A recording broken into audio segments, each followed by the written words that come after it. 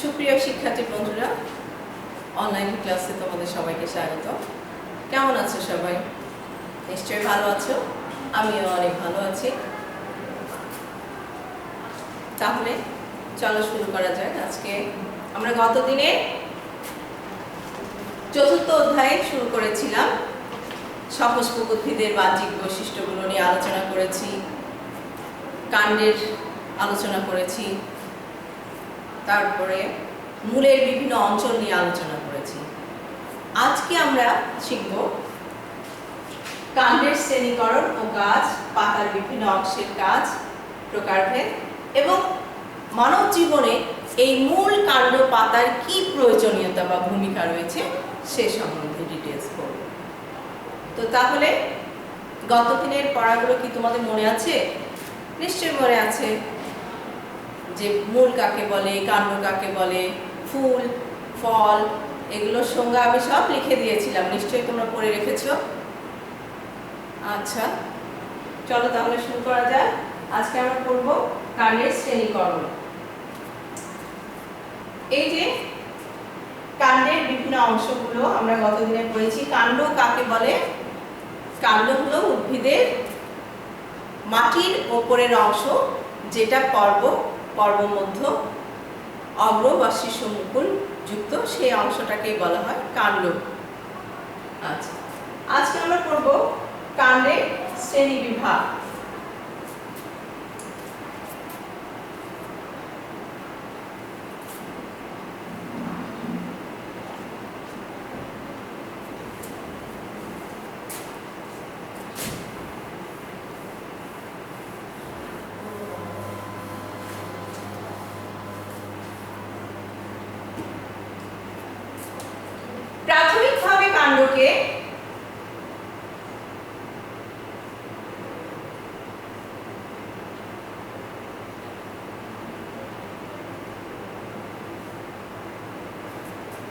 প্রাথমিকভাবে কাণ্ডকে দুই ভাগে ভাগ করা যায়। একটা হলো সবল কাণ্ড আর একটা হলো দুর্বল কাণ্ড। সবল কাণ্ড শুনেই তো বোঝা যাচ্ছে যে কাণ্ডটা একদম স্ট্রং, অর্থাৎ কারো সাপোর্ট ছাড়া, কারো সাহায্য ছাড়া সে নিজে নিজেই একদম দাঁড়িয়ে থাকতে পারে। এই ধরনের কাণ্ডগুলোই হলো সবল কাণ্ড। সবল কাণ্ডগুলোকে আবার কয়েকটি ভাগে ভাগ করা হয়েছে। যেমন একটা হলো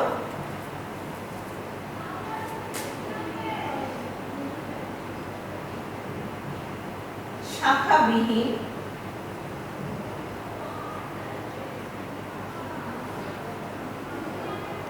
আর দুই নম্বর হলো শাখাহীন।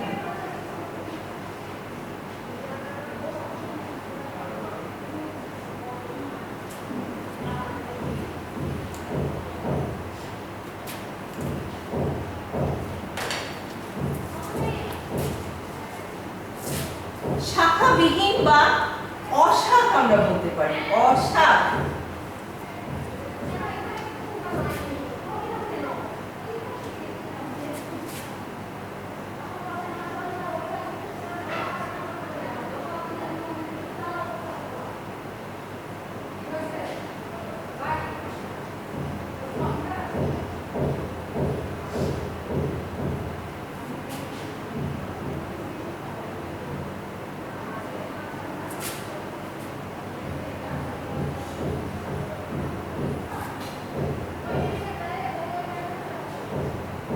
শাখান্বিতকে আবার বেশ কয়েক ভাগে ভাগ করা হয়েছে। এটা হলো মঠ আকৃতি,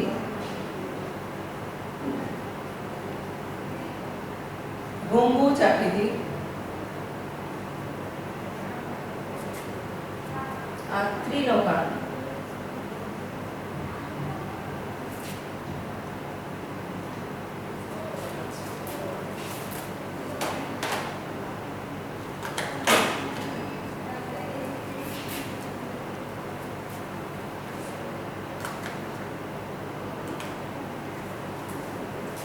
তাহলে কাণ্ডকে প্রাথমিক ভাগে দুভাগে ভাগ করা হয়েছে। একটা হলো সবল কাণ্ড আর দুর্বল কাণ্ড। সবল কাণ্ডগুলো কোনো রকম সাপোর্ট ছাড়াই, অর্থাৎ কাউকে আঁকড়ে জালে না ধরেই মাটির উপরে স্ট্রংভাবে খাড়াভাবে দাঁড়িয়ে থাকতে পারে। যেমন আমাদের চারপাশে দেখতে পাচ্ছি আমরা বিভিন্ন ধরনের গাছ, যেমন আম, জাম, কাঁঠাল, লিচু, কলা ইত্যাদি গাছগুলো বেশ সবল। আর সেই সবল গাছগুলোকে আবার বেশ কয়েকটা ভাগে ভাগ করা হয়েছে। একটা হলো অশাখ আর একটা শাখান্বিত কাণ্ড। অশাখ মানে যেগুলোর কোনো শাখা প্রশাখা নেই এমন কিছু গাছ, সেগুলো হলো অশাখ। আর শাখান্বিত গাছগুলোকে আবার বেশ কয়েকটা ভাগে ভাগ করা হয়েছে। একটা হলো গুম্বজ আকৃতির, একটা মঠ আকৃতির, একটা গম্বুজ আকৃতির, আর একটা তৃণকাণ্ড।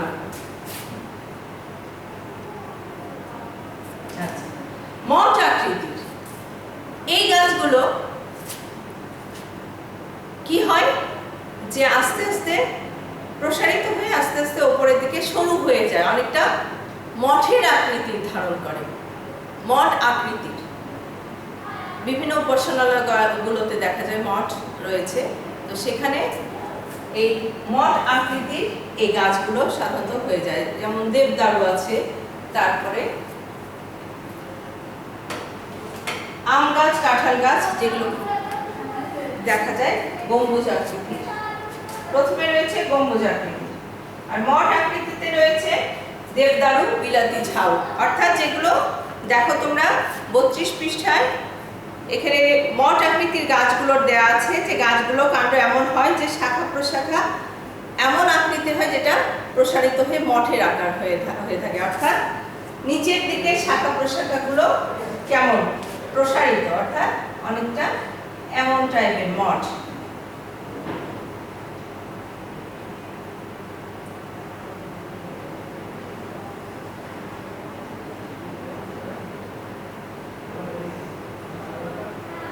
মঠ আকৃতির দেবদারু গাছগুলো দেখেছো যে নিচের গাছ শাখা প্রশাখাগুলো প্রসারিত হয়ে যায় এবং আস্তে আস্তে উপরের দিকে ক্রমশ সরু হয়ে যায়, সেটা হলো মঠ আকৃতি সবল কাণ্ড। এরপরে আসো গম্বুজ আকৃতির। গম্বুজ মানে কি? কোনো কোনো গাছের প্রধান কাণ্ডটি খাটো এবং মোটা হয় এবং শাখা প্রশাখাগুলো এমন হয় যে প্রথম কাণ্ডের বিন্যস্ত হয়ে যে গাছটিকে একটি গম্বুজের ন্যায় দেখায়। যেমন আম গাছ, কাঁঠাল গাছ, অর্থাৎ এটারই অপোজিট। অর্থাৎ গম্বুজ আকৃতির হলো এটা প্রসারিত হয়ে আস্তে আস্তে গম্বুজের ন্যায় হয়ে যাবে, অর্থাৎ অনেকটা বড় আকার ধারণ করবে। এটা হলো গম্বুজ আকৃতি। গম্বুজের মতো আকৃতি ধারণ করে যখন আশেপাশে শাখা প্রশাখাগুলো বিস্তার লাভ করে, সেটা গম্বুজ আকৃতির হয়, সেটাকে বলা হচ্ছে গম্বুজ কাণ্ড। আর তৃণকাণ্ডগুলোকে কি, এদের পর্ব এবং মধ্য পর্ব খুবই স্পষ্ট, অর্থাৎ এদের পর্ব এবং মধ্য পর্বগুলো খুবই স্পষ্টভাবে দেখা যায়। তৃণলতা, যেগুলো তৃণ জাতীয় কাণ্ড, এবং পর্ব থেকে অস্থায়ী মূল সৃষ্টি হয়, যেমন বাঁশ, আখ ইত্যাদি। এই যে আখের একটা ছবি যদি আগে দেখা যাবে, যেদের প্রত্যেকটা পর্ব থেকে কি বেরিয়েছে, অস্থায়ী মূলগুলো বেরিয়েছে। বাঁশেরও ঠিক তাই। তাহলে আমরা একবার বলি যে সবল কাণ্ডকে বেশ কয়েকটা ভাগে ভাগ করা হয়েছে। একটা হলো অশাখ কাণ্ড।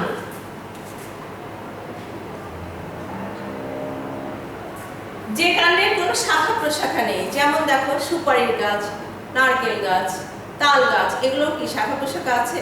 নেই, একদম অশাখ, সেই জন্য এগুলো অশাখ কাণ্ড। আর শাখান্বিত কাণ্ড, সেটাকে আবার মঠ আকৃতির, গম্বুজ আকৃতির এবং তৃণকাণ্ড, এই তিনটা অংশে ভাগ করা হয়েছে। যখন শাখা প্রশাখা প্রসারিত হয়ে আস্তে আস্তে উপরের দিকে ক্রমশ সরু হয়ে যাবে, সেটা হলো মঠ। আর যখন আস্তে আস্তে গম্বুজের আকৃতি ধারণ করবে, সেটা হলো গম্বুজ আকৃতি। আর যখন তৃণলতা পর্ব, মধ্য পর্ব সুস্পষ্ট বোঝা যাবে এবং সেখান থেকে অস্থায়ী মূল বের হবে, সেটাই হলো তৃণকাণ্ড। এবার আসো দুর্বল কাণ্ডগুলো। দুর্বল শব্দই বোঝা যাচ্ছে যে দুর্বল কাণ্ডগুলো কি। দুর্বল কাণ্ডগুলো তাদেরকে এগিয়ে চলতে, জীবন ধাপন করতে হয়, আরোহণ করতে হয়, বা প্রয়োজনীয় খাবারটুকু বা তার দেহের অংশগুলোকে অন্যের সহায়তায় এগিয়ে নিতে হয়। আচ্ছা, এদের দুর্বল কাণ্ডগুলো কখনোই খারাপভাবে দাঁড়াতে পারে না, অর্থাৎ অন্য কাউকে আশ্রয় করে তাদেরকে দাঁড়াতে হয় বা টিকে থাকতে হয়। তো দুর্বল কাণ্ডগুলোকে আবার কয়েক ভাগে ভাগ করা হয়েছে।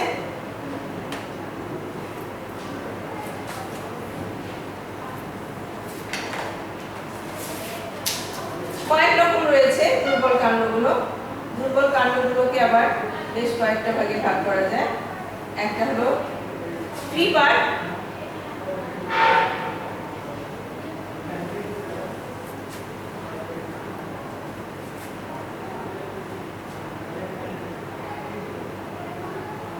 ট্রেলার,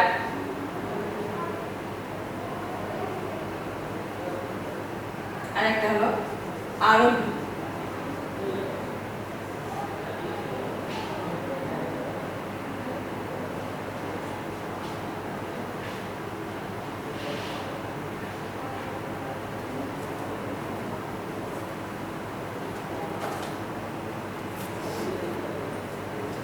আচ্ছা, তাহলে দুর্বল কাণ্ডগুলো সাধারণত এরা কি থাকে, দুর্বল প্রকৃতি হওয়ার জন্যই কিন্তু এদের অন্য কিছুকে আশ্রয় করে উপরের দিকে উঠতে হয়। সাধারণত এদের কি লাগে, শক্ত কোনো খুঁটিকে আশ্রয় করে বা মাচা দিয়ে বা অন্য কোনো সাপোর্ট দিয়ে এদেরকে কাণ্ডগুলোকে সবল করা হয়। এই দুর্বল কাণ্ডগুলো আবার বিভিন্ন প্রকার হতে পারে, যেমন ক্রিপার বা লতানো। কিছু গাছ রয়েছে খুব লতানো প্রকৃতির। লতানো মানে যেগুলো কাণ্ড মাটির উপরে সমান্তরালভাবে বৃদ্ধি পায়, অর্থাৎ সমান্তরালভাবে মাটির বরাবরই সমান্তরালভাবে বৃদ্ধি পাবে, সেগুলো হলো লতানো গাছ। যেমন এদের প্রত্যেকটি পর্ব থেকে গুচ্ছ মূল বের হয় এবং মাটিকে আঁকড়ে ধরে থাকে। যেমন ঘাসের দেখবা প্রত্যেকটা অংশ থেকে গুচ্ছ মূল বের হয় যতদূর পর্যন্ত যাবে। কিন্তু কিছু কিছু লতানো গাছ আছে দুর্বল প্রকৃতির, যেমন ট্রেলার, শোয়ানো গাছ বা শোয়ানো কাণ্ড, যেগুলো মাটির সমান্তরালে অবস্থান করে কিন্তু প্রত্যেকটা পর্ব থেকে আবার গুচ্ছমূল বের হয় না। যেমন পুঁই শাক দেখেছো, পুঁই শাকের কিন্তু লতানো, মাটির সমান্তরালে অবস্থান করে কিন্তু এখানে কোনো পর্ব মধ্য থেকে বা মধ্য থেকে কোনো প্রকার গুচ্ছমূল বের হয় না। আরেকটা রয়েছে আরোহী। তোমরা পান গাছ দেখেছো বড় যে, অথবা মানি প্ল্যান্টের গাছ, তারা কি করে, কোনো একটা খুঁটিকে আঁকড়ে ধরে উপরের দিকে আস্তে আস্তে আরোহণ করে, ওকে ধরে থাকে এবং আস্তে আস্তে উপরের দিকে ওঠে। তো এই পাতাগুলো থাকে কি অনেক দুর্বল প্রকৃতি, অর্থাৎ এরকম একটা খুঁটির মধ্যে এরা লতানো গাছের মতো আস্তে আস্তে উপরের দিকে উঠে যায়, আঁকড়ে ধরে উপরের দিকে ওঠে।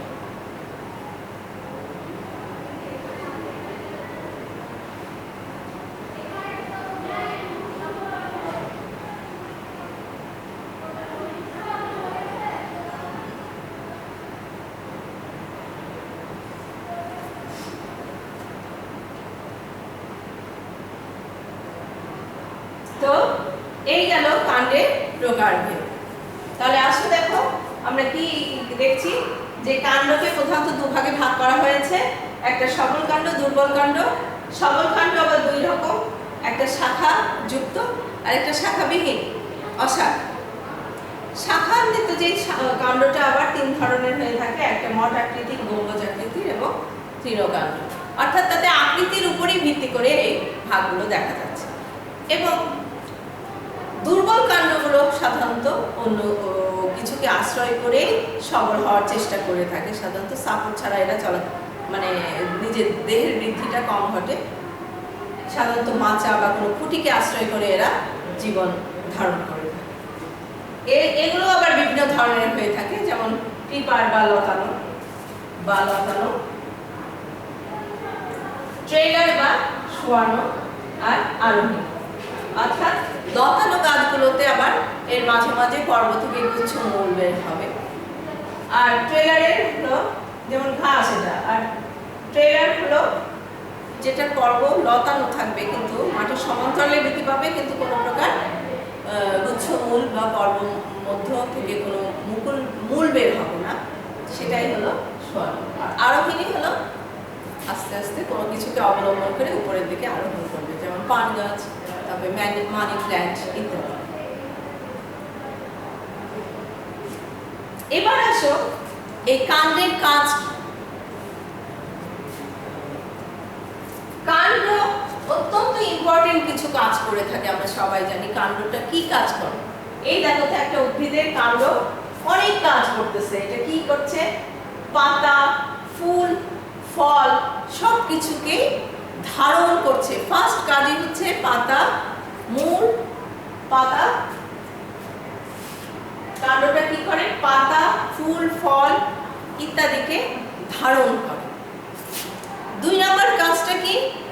এরা দেখো পাতা, কাণ্ড সবকিছুকে এত সুন্দরভাবে সাজিয়ে রাখে, সূর্যের আলোর দিকে রাখে, যার জন্য এটা প্রয়োজনীয় সূর্যের আলোটা পেতে পারে, আর যেটা কিনা তাদের খাদ্য তৈরিতে প্রধান সহায়তা করে থাকে। কাণ্ড আরেকটা ইম্পর্টেন্ট কাজ করে, যেটা কিনা এই যে মূল দ্বারা যে পানি এবং খনিজ লবণ শোষিত হলো, সেটা সারাটা দেহে পৌঁছানোর কাজ করে থাকে কাণ্ড। আবার পাতায় যে তৈরি হয় সালোক সংশ্লেষণের ফলে, আমরা জানি শর্করা জাতীয় খাবারটা তৈরি হচ্ছে, সেই খাবারটাকে দেহের সর্বত্র পৌঁছে দেওয়ার কাজটাও করে থাকে এই কাণ্ড। কিছু কিছু কাণ্ড সবুজ অবস্থাতে কি করে? সালোক সংশ্লেষণের কাজ করে। তাহলে কতগুলো কাজ সেটা করছে কাণ্ড, তাই না? কাণ্ডের কাজটা আমাদের মোস্ট ইম্পর্টেন্ট, অর্থাৎ এটা বলতে হবে। কাণ্ড পাতা, ফুল, ফল, শাখার ভার বহন করে। এটা ফার্স্ট কথাই হলো ভার বহন করবে, সালোক সংশ্লেষণে সহায়তা করবে, তারপরে প্রয়োজনীয় খাবার সারা শরীরে পৌঁছে দেবে, এবং কিছু কচি কাণ্ড সালোক সংশ্লেষণে সহায়তা করবে। তাহলে তোমরা কাণ্ডের শ্রেণীকরণ অর্থাৎ প্রকারভেদগুলো এবং প্রত্যেকটার উদাহরণগুলো তোমাদের খুব ভালো করে পড়তে হবে, এবং কাজটা অত্যন্ত ইম্পর্টেন্ট, কাণ্ডের কাজ। এবার আসো আমরা আরেকটা ইম্পর্টেন্ট জিনিস, উদ্ভিদের বাহ্যিক গঠনের মধ্যে আরেকটা বিশেষ ইম্পর্টেন্ট জিনিস পড়ব, হলো পাতা।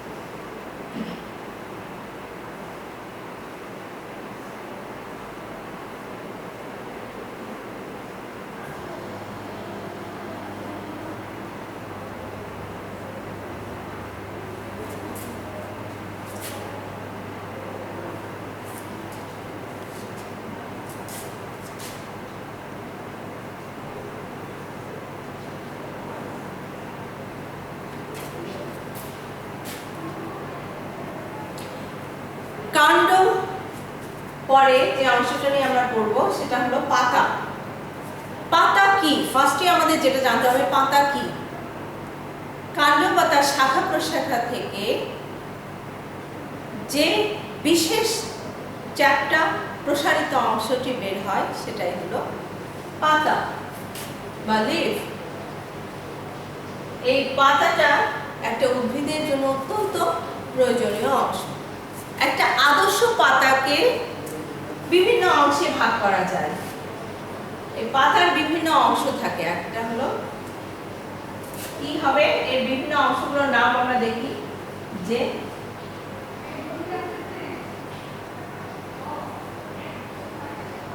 পত্র বৃন্ত,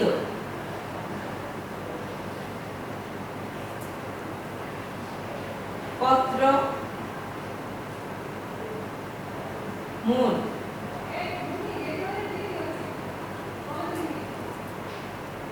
পত্র ফলক,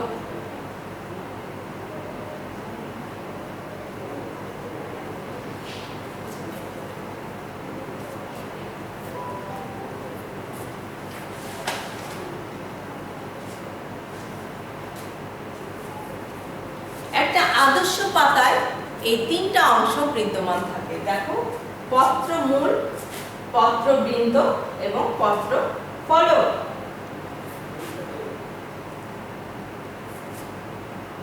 তাহলে আমরা এই তিনটা পাতার বিভিন্ন অংশগুলো সম্বন্ধে এখন জানি। আগে সংজ্ঞাটা বলে নিই। কাণ্ড পাতার শাখা প্রশাখা থেকে উৎপন্ন প্রসারিত যে সবুজ অংশটা রয়েছে সেটাকেই বলা হচ্ছে কাণ্ড। কাণ্ড পাতার শাখা প্রশাখার পর্ব থেকে পাশের দিকে উৎপন্ন চ্যাপ্টা অঙ্গটি হলো পাতা। পাতা সাধারণত কি বর্ণের হয়ে থাকে? সবুজ। এছাড়াও হলুদও হয়। তারপরে আরো কিছু কিছু ফার্ন জাতীয় উদ্ভিদের ন্যায় মসের প্রকৃত দেখা যায়। একটা আদর্শ পাতায় এই তিনটা অংশ থাকে: পত্র মূল, পত্র বৃন্ত বা বোটা এবং পত্র ফলক। দেখো, তোমাদের 34 পৃষ্ঠাতে এটা সুন্দর করে দেয়া আছে। একটা পত্রের বিভিন্ন অংশগুলো উল্লেখ করা আছে: পত্র মূল, পত্র বৃন্ত বা ফলক। আচ্ছা, মূল বলতেই তো আমরা বুঝি যে গোড়ার অংশ, তাই না? এই পাতাটার যে অংশটা কিসের সাথে লাগানো থাকবে? দেখো, এই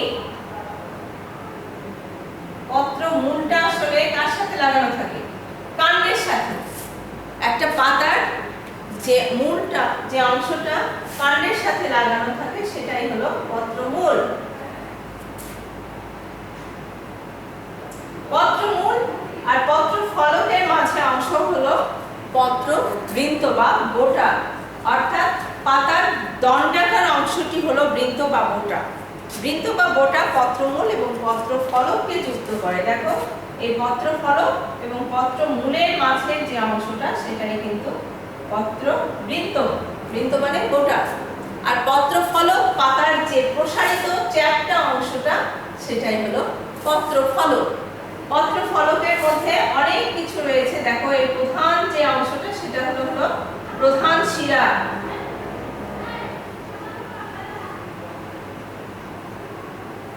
শিরা বা মধ্য শিরা।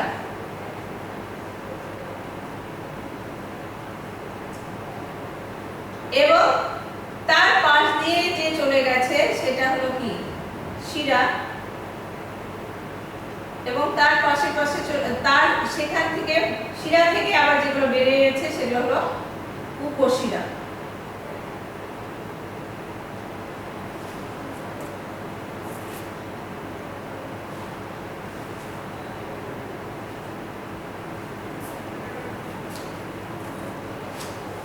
একটা ফলকের, একটা পত্র ফলকের আবার কতগুলো অংশ থাকে। যেমন ধরো, এই প্রসারিত অংশটা, পুরো চ্যাপ্টা অংশটাই তো পত্র ফলক। এর কয়েকটা অংশ থাকে। এটা হলো শীর্ষ অংশ। শীর্ষ মানে অগ্রভাগ। শীর্ষ পত্র ফলক, শীর্ষ পত্র শীর্ষ। এটা হলো পত্র শীর্ষ। পত্র ফলকের শীর্ষ অংশটাকেই বলা হচ্ছে পত্র শীর্ষ। আর সাইডগুলো হচ্ছে পত্র কিনারা।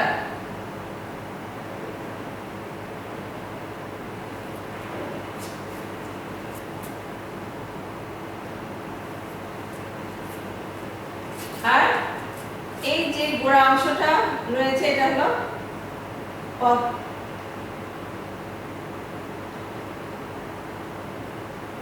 এটাকে বলা হচ্ছে ফলক মূল।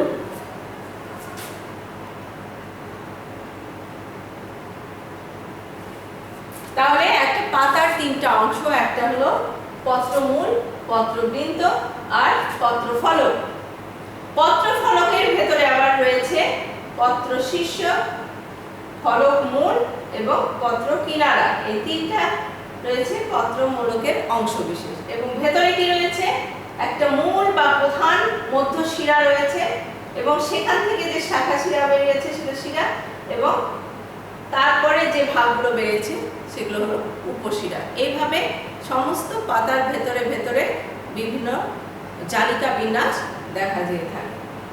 আচ্ছা, তাহলে এই হলো মোটামুটি ভাবে পাতার অংশ বিশেষ। এখন পাতা কি কাজ করে, মোস্ট একটা ইম্পর্টেন্ট কোশ্চেন, যে পাতার কাজ। এই যে প্রসারিত সবুজ পাতা, এই পাতার কি কাজ করে থাকে, তাই না? আমরা জানি পাতাকে কি বলা হয়, খাদ্য তৈরির কারখানা বলা হয় উদ্ভিদের, কারণ এখানে সালোক সংশ্লেষণের জন্য যে পাতায় অবস্থিত মেসোফিল কলাটা, যেখানে কিনা সালোক সংশ্লেষণের সম্পূর্ণ বেশিরভাগ রিয়াকশনগুলোই হয়ে থাকে, খাদ্য তৈরি হয়ে থাকে, অর্থাৎ সরকার জাতীয় খাবারটা সূর্যের উপস্থিতিতে, আলোর উপস্থিতিতে, মাটি থেকে পানি, খনিজ লবণ নিয়ে কার্বন ডাইঅক্সাইডের সহায়তায় যে বিশেষ ধরনের গ্লুকোজ তৈরি হয়, সেটাই হলো সালোক সংশ্লেষণ। আচ্ছা, এখানে দেখো পাতার সাধারণ কাজগুলো কি, তোমাদের বইয়ে সুন্দর করে দেওয়া আছে। তারপরেও আমরা আরেকটু জানার জন্য বলি যে ফার্স্ট পাতার যে কাজ সেটাই হলো খাদ্য তৈরিতে, অর্থাৎ সালোক সংশ্লেষণে পাতা গুরুত্বপূর্ণ ভূমিকা পালন করে।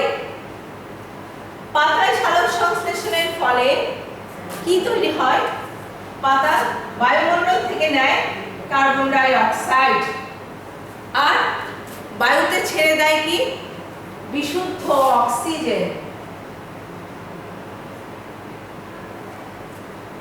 গ্রহণ করে কার্বন ডাই অক্সাইড আর ছেড়ে দেয় অক্সিজেন। এর ফলে কি, এই যে গ্যাসীয় আদান প্রদান, বায়ুতে যে অক্সিজেন এবং কার্বন ডাই অক্সাইডের ভারসাম্য, এটা ঠিক থাকে। পাতায় উদ্ভিদের প্রয়োজনের তুলনায় উদ্ভিদ যদি তার প্রয়োজনের তুলনায় অতিরিক্ত পানিটা খেয়ে ফেলে বা শুষে নেয়, শোষণ করে নেয়, তাহলে সেই অতিরিক্ত পানি কি করে, আরেকটা ইম্পর্টেন্ট কাজ করে থাকে পাতা, সেটা হলো প্রচ্ছেদন।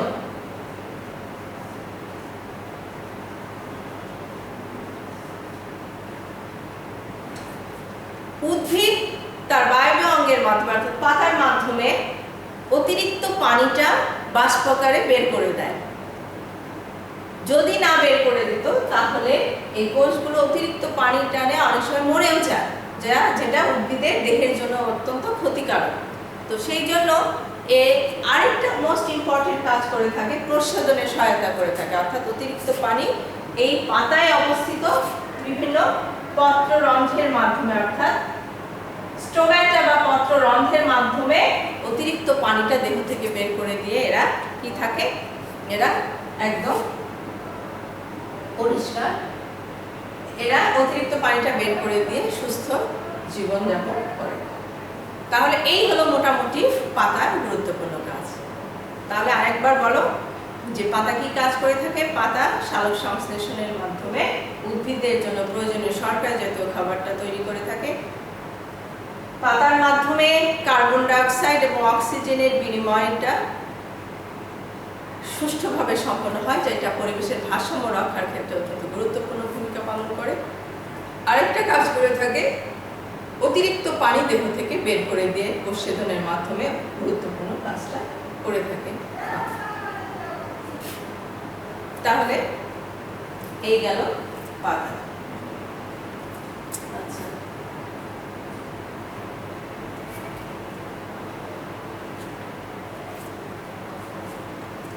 মানব জীবনে এখন আসলে মানব জীবনে মূল এবং কাণ্ড ও পাতার কি প্রয়োজনীয়তা, এগুলো সম্বন্ধে আমাদের কেন জানতে হবে।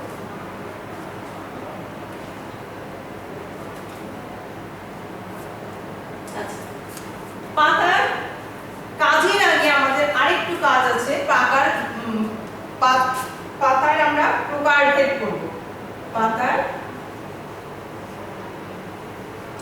প্রকারভেদ।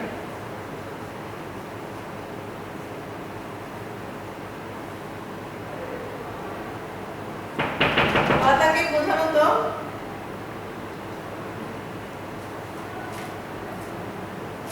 দুই ভাগে ভাগ করা হয়েছে।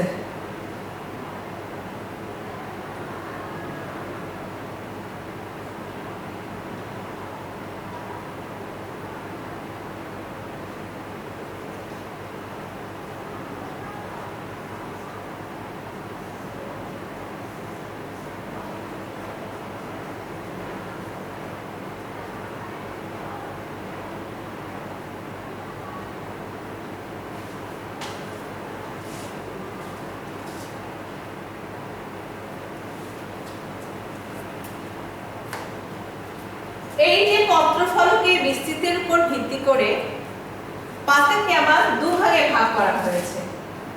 একটা হলো সরল পত্র আর একটা যৌগিক পত্র। সরল পত্র মানে কি? যখন একটা মাত্রই পত্রফলক একটা বোটাতে থাকবে, অর্থাৎ র্যাডিশে যখন একটি মাত্রই পত্রফলক থাকবে। যেমন ধরো এখানে এটাতে কি রয়েছে, মুখোমুখি ভাবে প্রত্যেকটা শাখাতে দুটা দুটো করে পাতা রয়েছে, তাই না? মুখোমুখি, এগুলো হলো যৌগিক। আর যখন একটা শাখায় একটা মাত্রই পত্রক থাকবে, তোমাদের বই দেখো এখানে বিভিন্ন ধরনের পাতার ছবি দেয়া আছে। 4.12 চিত্রে 10 চিত্রে দেখো 4.10 আর 4.11 এই দুটোতে পাতার বিভিন্ন চিত্রগুলো দেয়া আছে। যেমন সরল পত্র, এটা হলো বৃত্তের উপর একটি মাত্র, যখন এই বৃত্তের উপর একটি মাত্রই পত্রফলক থাকবে। কিন্তু যখন অনেক সময় দেখা যায় যে দুইটা পাতা থাকে, দুইটা মুখোমুখি পাতা থাকে,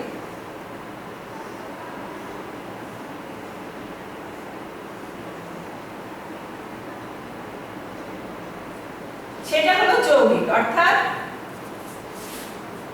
সরল পত্রের ক্ষেত্রে সরল পত্রের বৃত্তের উপর একটি মাত্র পত্রফলক থাকবে, যেমন আম, জাম, বট, কাঁঠাল ইত্যাদি সরল পত্র।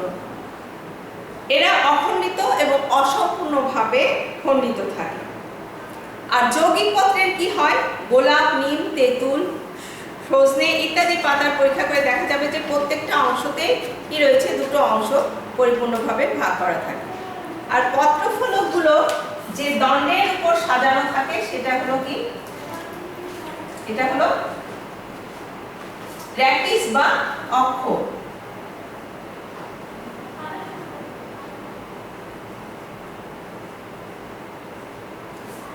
এই দণ্ডের মধ্যে কাজগুলো দুভাগে সুন্দর করে সজ্জিত থাকে। দেখো এই কাণ্ডটার মধ্যে কি হয়েছে, পাতাগুলো এই র্যাটিসের মধ্যে, র্যাটিস বা অক্ষের মধ্যে বিন্যস্তভাবে সাজানো রয়েছে, পাশাপাশি দুটো পাতা পাশাপাশি মুখোমুখি রয়েছে। এটা হলো যৌগিক পত্র।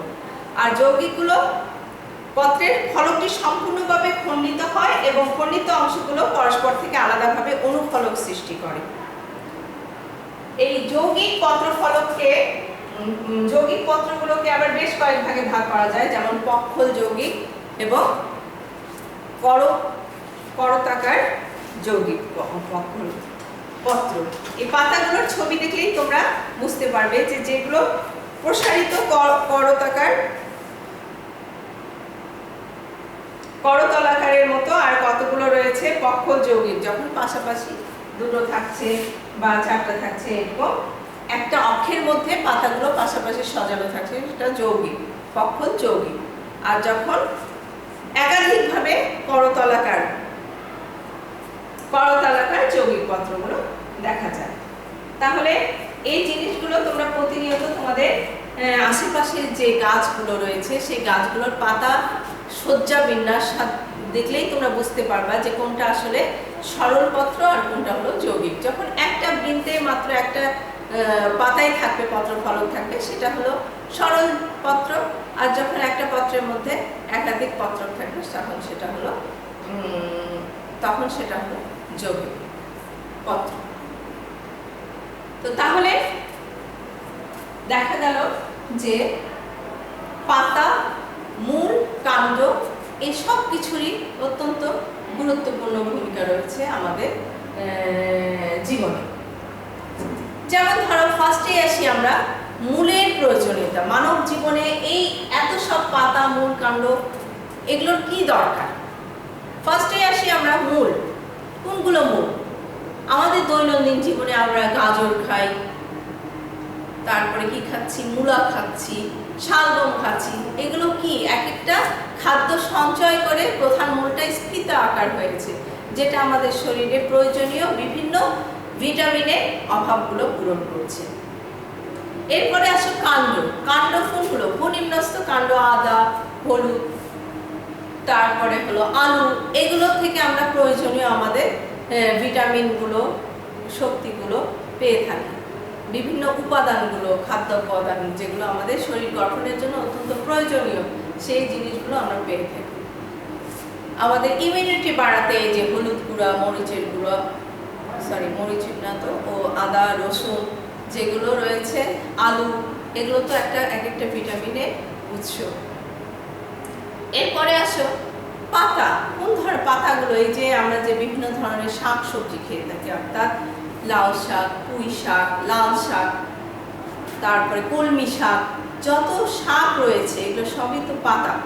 আর এই পাতাগুলো আমাদের ভিটামিন এ এবং সি ভিটামিনের উৎস, যেগুলো কিনা ভিটামিন এর উৎস, ভিটামিন ই, সি সব কিছুই অল্প পরিমাণে পাওয়া যায়।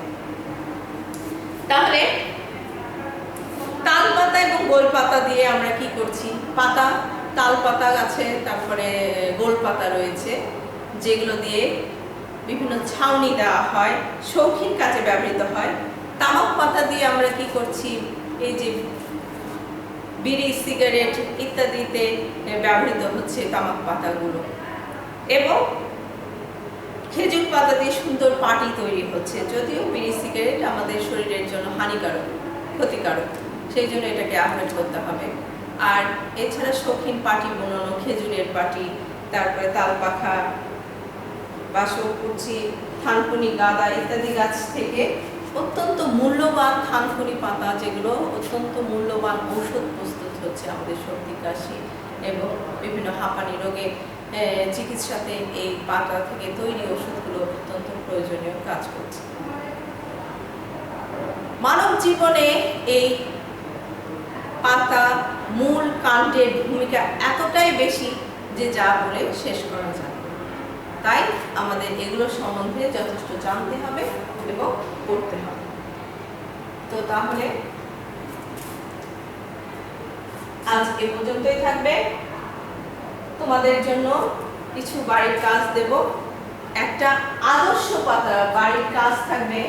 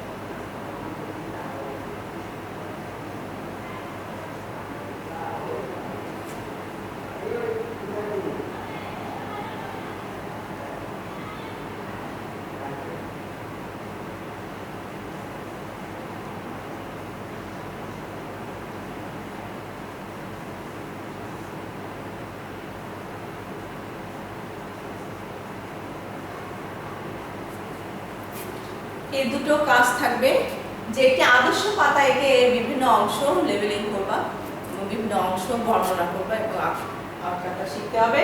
আর মানব জীবনে মূল, কাণ্ড ও পাতার প্রয়োজনীয়তা বর্ণনা এই দুটো কাজ তোমরা খুব ভালো করে শিখবা। আর আশা করি এই অধ্যায়ে তোমাদের খুব একটা অসুবিধা হবে না। তোমরা পাঠ্য বইটা আরও মনোযোগ দিয়ে পড়বা এবং কোনো বিষয়ে যদি অসুবিধা বা বুঝতে না পারো তাহলে আমাকে কন্ট্যাক্ট করবা। অবশ্যই আমি নেক্সট ক্লাসে তার সলিউশন দেওয়ার চেষ্টা করব। আজ এ পর্যন্তই, আবারও সামনে দেখা হবে। সে পর্যন্ত ভালো থাকো, সুস্থ থাকো এবং বাড়িতেই থাকো। ভালো ভালো ভিটামিনযুক্ত খাবার খাও, নিয়মিত খেলাধুলা করো আর পড়াশোনা একটু চালিয়ে যাও। ধন্যবাদ সবাই।